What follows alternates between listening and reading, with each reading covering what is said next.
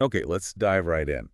We're looking at a really intense moment today, pulled straight from a core historical text. We are. We're focusing on chapter 20 of First Samuel. And it opens with David, our main figure here, in a pretty desperate spot.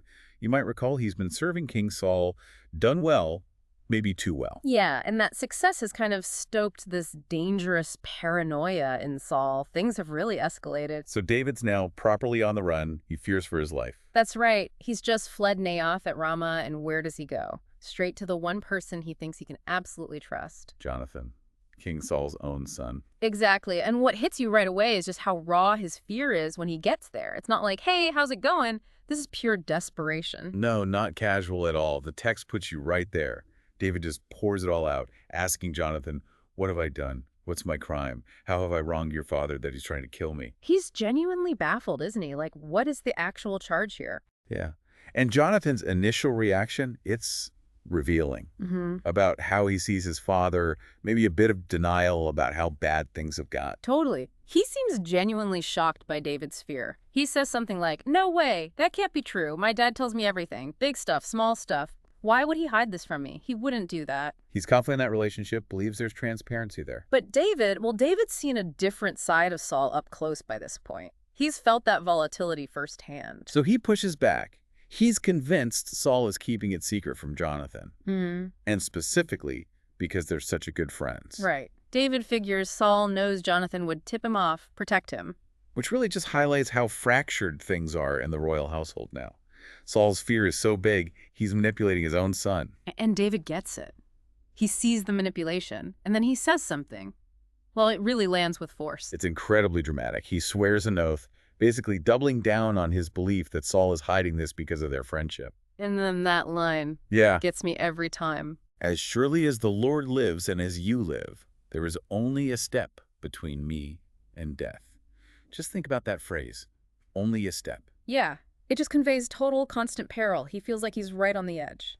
And that kind of raw honesty, that conviction, seems to cut through any doubt Jonathan might have still had. It does. David isn't just being dramatic. He truly believes he could die any second. And this is where Jonathan's loyalty just shines. That's amazing. Faced with David's terror, his oath, Jonathan doesn't pause. He doesn't hedge his bets. Nope. Just straight out. Whatever you want me to do, I'll do for you. Total commitment, unconditional support, regardless of the cost to him. Wow. And that promise, that unwavering support, becomes the foundation for the plan they cook up next. Because David needs more than just Jonathan believing him now. He needs proof. Hard proof of Saul's intentions. Something undeniable. So they come up with this test, centered around a specific event coming up. Right. The text says the New Moon Festival is the next day. This was a big deal, a required meal with the king for important people. Like David is part of Saul's court. Exactly. So it's the perfect setup. David's absence will be noticed. It'll demand an explanation. David's part is simple. Don't show up. Go hide in a field until the evening of the day after the festival ends. It's a 2-day thing. Right. But they need a story, a believable excuse for why he's missing. And David gives Jonathan the exact script. Tells him to say, David earnestly asked my permission to hurry to Bethlehem, his hometown, because an annual sacrifice is being made there for his whole clan. Sounds legit. Family duty, religious obligation. And crucially, frames it as something David needed Jonathan's permission for. So Jonathan looks like he was just doing his buddy a favor. Keeps him in the clear, supposedly.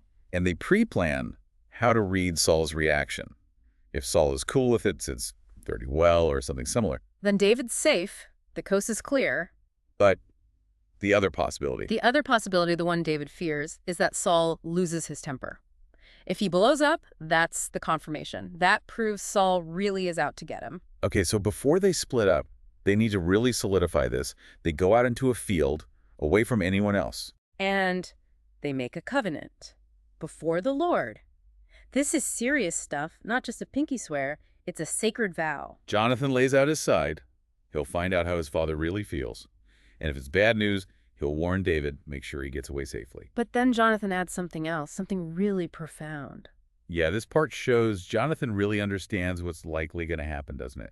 He seems to see David's future. He does. He asks David to promise in return that David will show unfailing kindness to his family, Jonathan's descendants, down the line, even when David's the one in power and all Saul's enemies are gone. It's incredible foresight and selflessness. Jonathan's the heir.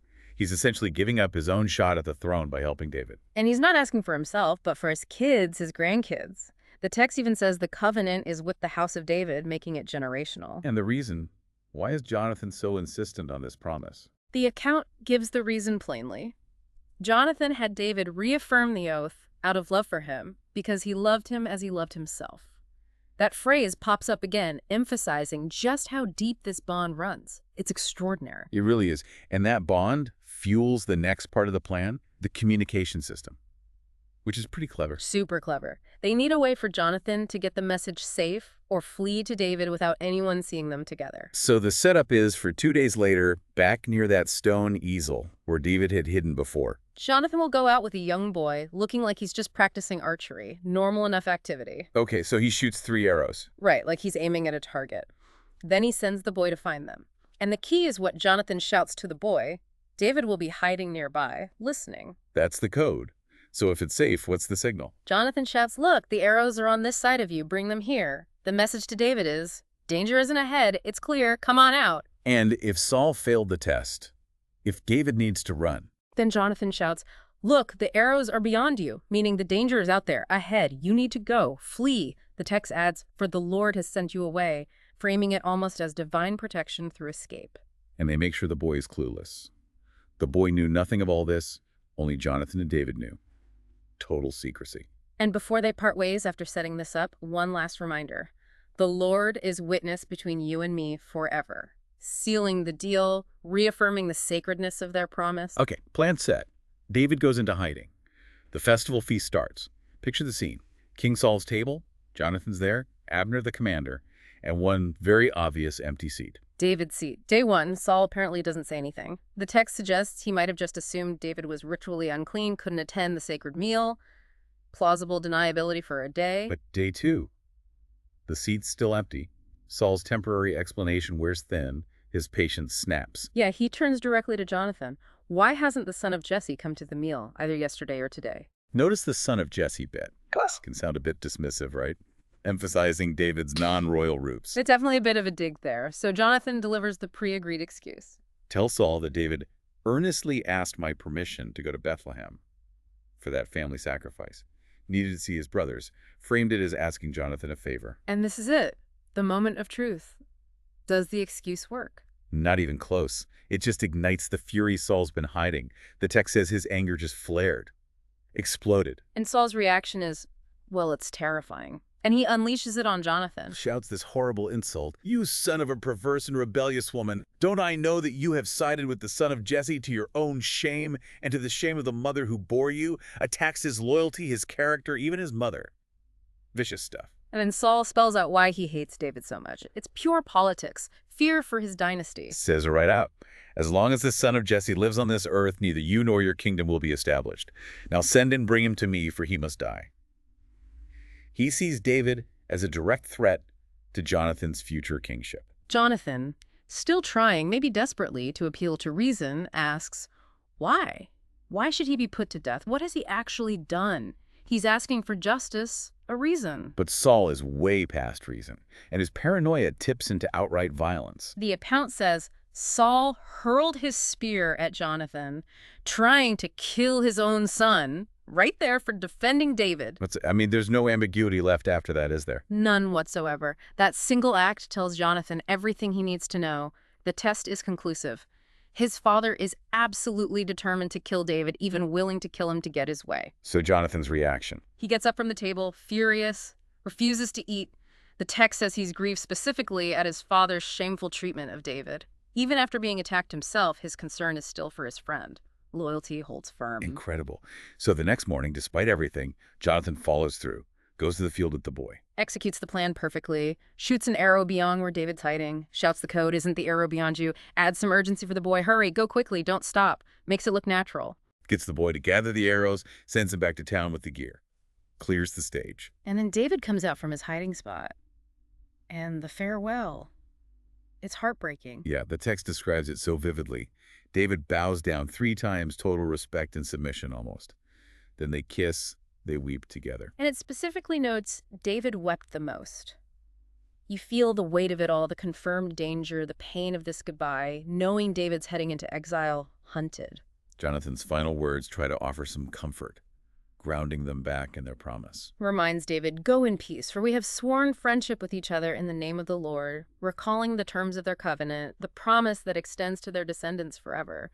It's a promise that outlasts this awful moment. And then they just separate. David leaves. Jonathan goes back to town, back to his father. Wow. The whole chapter is just this intense drama of loyalty versus fear, isn't it? Completely. You've got Jonathan's unbelievable loyalty, risking everything, his future, his safety, his relationship with his father, all for David. A bond that strong. It's remarkable. And then you contrast that with Saul. Right? Consumed by fear, jealousy.